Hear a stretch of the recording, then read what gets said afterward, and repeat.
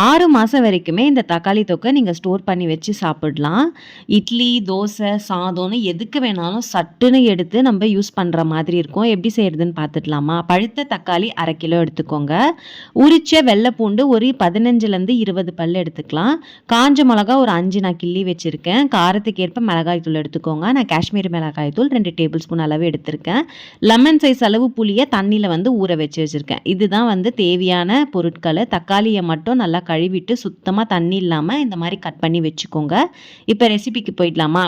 கடாயில ஒரு 5 table spoon அளவு எண்ணெய் விட்டுக்கோங்க. கடுகு சேர்த்து பொரிஞ்சதுக்கு அப்புறமா காஞ்ச மிளகா, உரிச்சு வச்சிருக்க பூண்டு சேர்த்து மிதமான தீயில நல்லா கோல்டன் ப்ரௌன் ஆகுற வரைக்கும் வதக்கி விட்டுக்கோங்க. இப்போ ஒரு டேபிள் ஸ்பூன் அளவு பெருங்காயத்தூள் ஆட் பண்ணிக்கலாம்.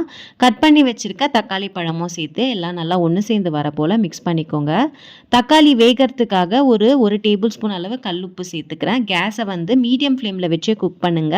இதில் அடிக்கடி உங்களுக்கு கிண்டி விடுற வேலை மட்டும்தான் இருக்கும். மற்றபடி நீங்கள் வேற எந்த கஷ்டமுமே இருக்காது. பாருங்கள், தக்காளி நல்லா கொஞ்சம் கொஞ்சமாக வெந்து வர ஆரம்பிச்சிருச்சு. இந்த மாதிரி முக்கா பதத்துக்கு வெந்து வந்ததுக்கப்புறமா புளி தண்ணி கரைச்சி வச்சுருக்கோம். அந்த தண்ணி சேர்த்துக்கலாம்.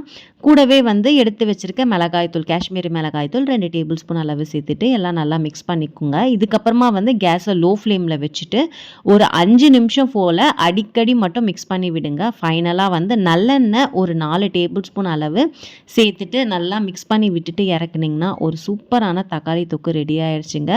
6 மாதம் வரைக்குமே பாட்டிலில் ஸ்டோர் பண்ணி வச்சுக்கலாம். கெட்டு போகாத ஏர் டைட்டில் வச்சுக்கோங்க. இட்லி, தோசை, சாதம்னு சட்டுன்னு நம்ம எடுத்து பிசைஞ்சு சாப்பிட்டுக்கலாம்.